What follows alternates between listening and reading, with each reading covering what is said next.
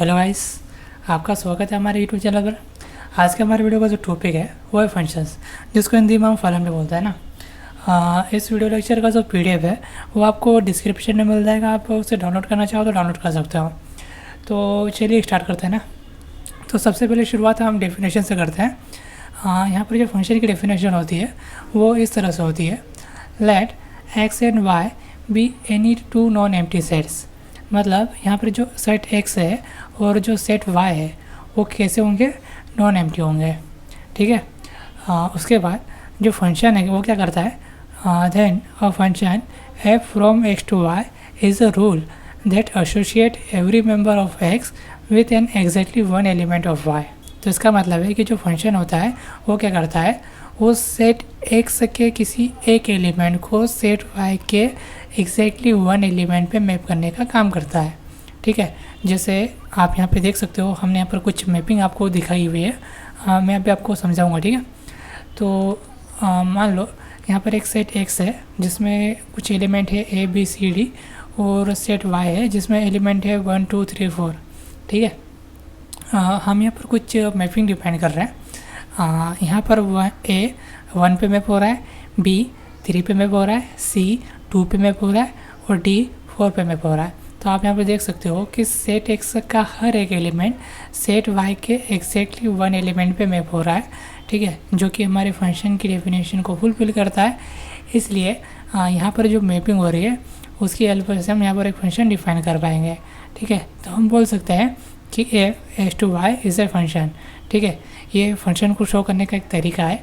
यहाँ पर जो एफ है वो हमारे फंक्शन को इंडिकेट कर रहा है, और जो सेट एक्स है वो ये वाला सेट है जिसको हम डोमेन बोलते हैं, और जो सेट वाई है वो ये वाला सेट है जिसको हम कोडोमेन बोलते हैं। अभी मैं आपको आगे बताऊंगा, लेकिन अभी हम फिलहाल में सिर्फ डेफिनेशन को समझने की कोशिश कर रहे हैं ना कि हमारी डेफिनेशन बोल क्या आ रही है। उसके बाद आप यहाँ पर सेकेंड मैपिंग देखिए। यहाँ पर क्या हो रहा है, ए 1 पे मैप हो रहा है, बी 2 पे मैप हो रहा है, सी 2 पे मैप हो रहा है और डी 4 पे मैप हो रहा है। आप यहाँ पे देख सकते हो कि सेट एक्स का हर एक एलिमेंट सेट वाई के एग्जैक्टली वन एलिमेंट पे मैप हो रहा है। तो इसका मतलब है कि यहाँ पे जो मैपिंग है उसकी हेल्प से हम फंक्शन डिफाइन कर पाएंगे। इसका मतलब है कि ये जो जी है वो एक फंक्शन होगा। इसको लेकर आपके माइंड में कन्फ्यूजन हो सकती है कि बी 2 पे मैप हो रहा है और सी भी 2 पे मैप हो रहा है। तो आप देखो हमें डेफिनेशन क्या बोलती है कि सेट एक्स का हर एक एलिमेंट सेट वाई के एग्जैक्टली वन एलिमेंट पे मैप होना चाहिए। तो आप देखो बी 2 पे मैप हो रहा है, एग्जैक्टली वन एलिमेंट पे मैप हो रहा है, और सी भी 2 पे मैप हो रहा है, एग्जैक्टली वन एलिमेंट पे मैप हो रहा है। अगर सेट एक्स के कोई दो एलिमेंट या दो से ज़्यादा एलिमेंट सेट वाई के किसी एक एलिमेंट पे मैप होते हैं तो चलेगा, कोई दिक्कत नहीं है ना। मैं इसके बाद आपको अभी एक एग्जांपल समझाऊंगा जिसकी हेल्प से आपको मैपिंग बहुत अच्छे से समझ में आ जाएगी। ठीक है। अभी आप सिर्फ इसको देखो कि मैं क्या आपको समझा रहा हूँ। ठीक है। उसके बाद आप देखो डी 4 पे मैप हो रहा है। तो इसका मतलब है कि हमने यहाँ पर जो मैपिंग डिफाइन की हुई है जी वो एक फंक्शन है। उसके बाद हम एक और एग्जांपल लेते हैं। आप देखो यहाँ पर जो ए है वो 1 पे भी मैप हो रहा है और ए 2 पे भी मैप हो रहा है। तो इसका मतलब है कि सेट एक्स का कोई एलिमेंट सेट वाई के किन्हीं दो एलिमेंट पे मैप हो रहा है, जो कि हमारी डेफिनेशन को फुलफिल नहीं कर रहा है। हमारी डेफिनेशन क्या बोलती है कि सेट एक्स का हर एक एलिमेंट सेट वाई के एग्जैक्टली वन एलिमेंट पे मैप होना चाहिए, लेकिन यहाँ पर ए 1 पे भी मैप हो रहा है, 2 पे भी मैप हो रहा है। तो इसका मतलब है कि जो यहाँ पर मैपिंग है वो फंक्शन नहीं कहलाएगी, नॉट ए फंक्शन। ठीक है। इसके बाद मैं आपको एक एग्जांपल के जरिए समझा रहा हूँ। ठीक है। इसकी हेल्प से आपको मैपिंग को समझने में काफ़ी हेल्प मिलेगी कि हम किसको फंक्शन बोलेंगे और किसको फंक्शन नहीं बोलेंगे। ठीक है। तो हम यहाँ पर एक सेट एक्स ले रहे हैं, इसमें A B C D E है। ठीक है। ये कोई इंसान है। ठीक है। ठीक है। तो और सेट वाई क्या है, सेट वाई में इनकी उम्र है। ठीक है, इनकी एज है। ठीक है। तो हम क्या करेंगे, हम इनको इनकी उम्र के साथ मैप करेंगे। ठीक है, कि किसकी कितनी एज है। जैसे एग्जांपल के तौर पे मान लो ए की जो एज है वो 45 ईयर है, तो हमने ए को 45 पे मैप कर दिया। बी की एज 50 है मान लो, तो हमने बी को 50 पे मैच कर दिया। इसी तरह से सी को 40 पे मैप कर दिया, डी को 45 पे मैप कर दिया और ई को भी 55 पे मैप कर दिया। हाँ, यहाँ पर ऐसा हो सकता है कि डी और ई की जो एज है वो 55 ईयर्स हो, मतलब किसी दो इंसानों की जो एज है वो सेम हो सकती है, इसमें कोई दिक्कत वाली बात नहीं है ना। तो इसका मतलब है कि डी और ई 55 पे मैप हो सकता है, चलेगा। लेकिन ऐसा नहीं हो सकता है कि मान लो ये जो डी है वो 55 पे भी मैप हो रहा है और डी 52 पे भी मैप हो रहा है। ऐसा कभी नहीं होता है, मतलब किसी एक इंसान की जो उम्र है वो एक ही टाइम पे 55 ईयर्स और 52 ईयर्स नहीं हो सकती है, ठीक है। तो इस तरह की जो मैपिंग होगी वो यहाँ पर कंसीडर नहीं की जाएगी, ठीक है। हाँ, ये बात अलग है कि अगर कोई दो इंसानों की उम्र सेम है तो वो चलेगा, है ना। डी की मैपिंग 55 पे भी हो सकती है और ई की मैपिंग भी 55 पे हो सकती है। तो अगर इस तरह की कंडीशन हो तभी हम इसको फंक्शन बोलेंगे। तो आप हमेशा इस एग्जांपल को याद रखिएगा, ठीक है। आपको मैपिंग को समझने में काफ़ी हेल्प मिलेगी।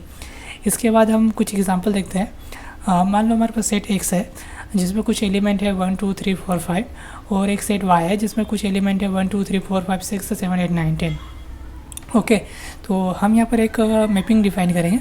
हम मैपिंग इस तरह ले रहे हैं एफ एक्स टू वाई, है ना, और हम यहाँ पर फंक्शन इस तरह से डिफाइन कर रहे हैं F X equal to 2x।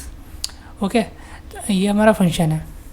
तो आप देखो हम करेंगे क्या, यहाँ पर जो हमारा सेट एक्स है वहाँ से हम बारी बारी से कुछ एलिमेंट लेंगे इनपुट के रूप में और उसको इस फंक्शन में डालेंगे ना। तो हम अब यहाँ से 1 उठाते हैं और यहाँ पर x की जगह पे 1 रख रहे हैं, ठीक है। तो f1 इक्वल टू होगा 2 इंटू 1, यहाँ पर x की जगह पे 1 आ जाएगा। तो 2 इंटू 1 इक्वल टू 2, तो इसका मतलब है कि 1 2 पे मैप हो रहा है ना। तो इसका मतलब है कि यहाँ पर 1 2 पे मैप हो रहा है। मैं इसको इस तरह से बोल सकता हूँ कि 1 की इमेज 2 है, मतलब अगर 1 2 पे मैप हो रहा है तो मैं बोलूँगा 1 की इमेज 2 है ना। मैं बोलूँगा यहाँ पे 2 की इमेज 4 है। तो आप देख सकते हो 2 का जो आउटपुट आएगा वो 4 आएगा, 3 पे जो आउटपुट आएगा वो 6 आएगा, 4 पे जो आउटपुट आएगा वो 8 आएगा और 5 पे जो आउटपुट आएगा वो कितना आएगा 10 आएगा। तो इसका मतलब है कि 5 10 पे मैप होगा, मतलब 5 की जो इमेज है वो 10 होगी, है ना। तो आप यहाँ पे देख सकते हो कि सेट एक्स में जितने भी एलिमेंट है हर एक एलिमेंट के लिए एग्जैक्टली 1 एलिमेंट सेट वाई में एग्जिस्ट करता है। या फिर मैं ऐसा बोलूँ कि सेट एक्स में जितने भी एलिमेंट है सब की एक एक इमेज है। 2 की भी इमेज है, 3 की भी इमेज है, 4 की भी इमेज है और 5 की भी इमेज है और एग्जैक्टली 1 इमेज है, मतलब यूनिक इमेज है, ठीक है। इमेज का मतलब ये होता है कि 5 10 पे मैप हो रहा है तो मतलब 5 की जो इमेज है वो 10 होगी, बस इतना सा मतलब है, ठीक है। ये सिर्फ बोलने का तरीका है। ओके, तो आगे बढ़ते हैं। तो हम बोल सकते हैं कि यहाँ पर ये जो फंक्शन है वो एक वैलिड फंक्शन है क्योंकि मैपिंग यहाँ पर वैलिड है और ये हमारी डेफिनेशन को फुलफिल कर रहा है, ठीक है। अब मैं क्या करूँगा, एक छोटा सा चेंज करूँगा। ये जो सेट एक्स है इसमें एक और एलिमेंट ऐड कर दूँगा। मैं यहाँ पर 5 के बाद 6 ऐड कर दूँगा, तब देखो क्या होता है, ठीक है। सब कुछ वैसा का वैसा ही है। हमने सेट एक्स में सिर्फ एक एलिमेंट बढ़ा दिया है, 6 ऐड कर दिया है।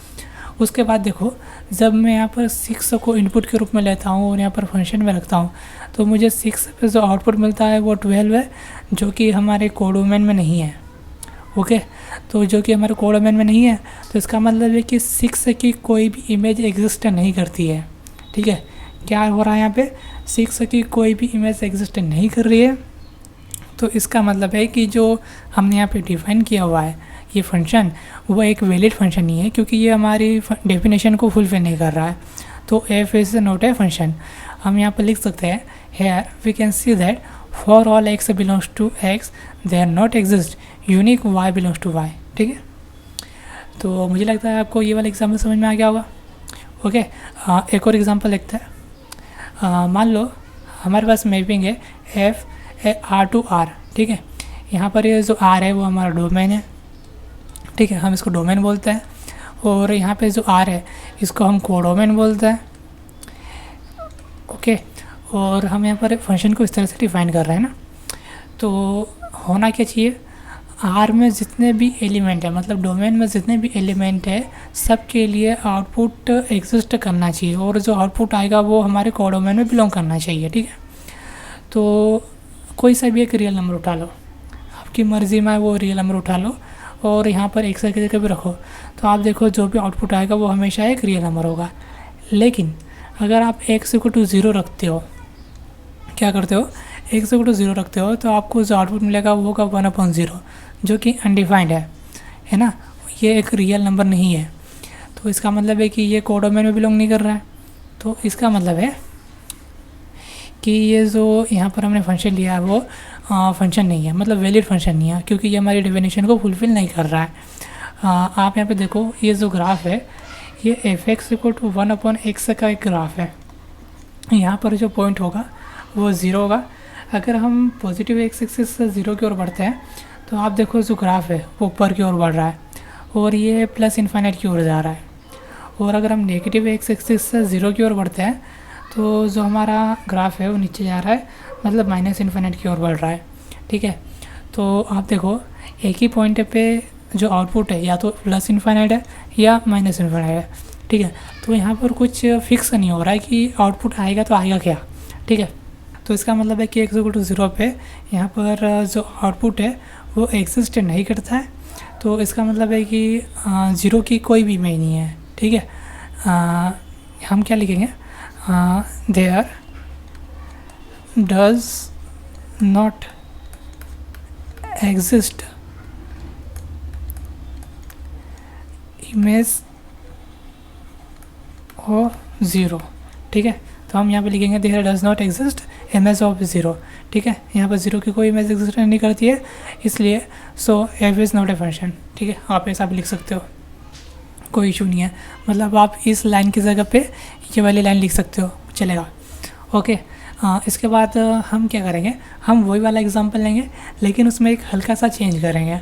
हम यहाँ पर डोमेन में एक हल्का सा चेंज कर रहे हैं। हम यहाँ पर इस डोमेन में से 0 को हटा रहे हैं, मतलब जो हमारे रियल नंबर्स है उसमें से 0 को हटा रहे हैं, हम नॉन ज़ीरो रियल नंबर्स ले रहे हैं।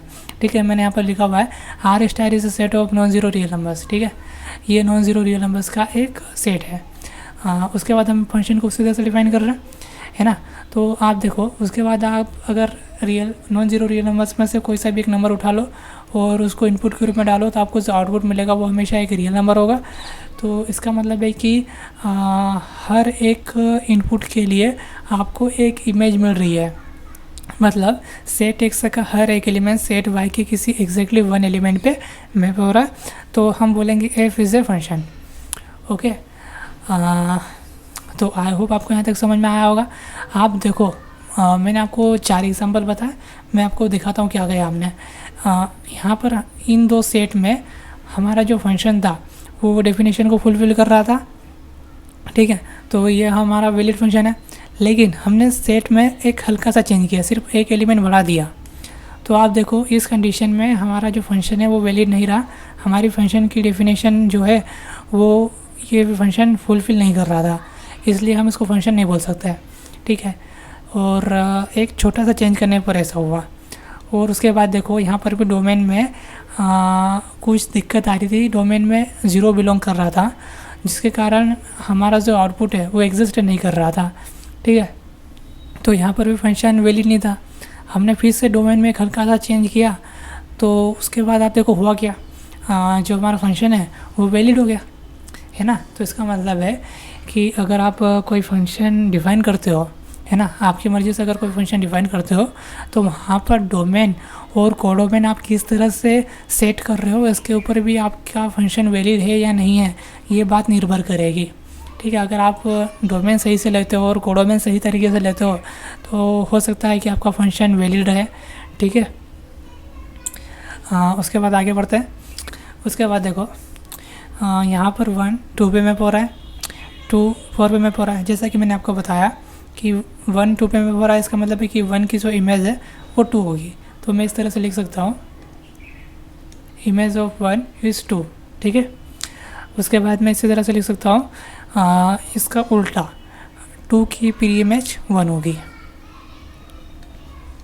ओके, और उसके बाद आप यहाँ पे देखो, जैसे यहाँ पर मैपिंग हो रही है ना, जैसे 1 2 पे मैप हुआ, 2 4 पे मैप हुआ, 3 6 पे मैप हुआ, 4 8 पे मैप हुआ और 8 10 पे मैप हुआ।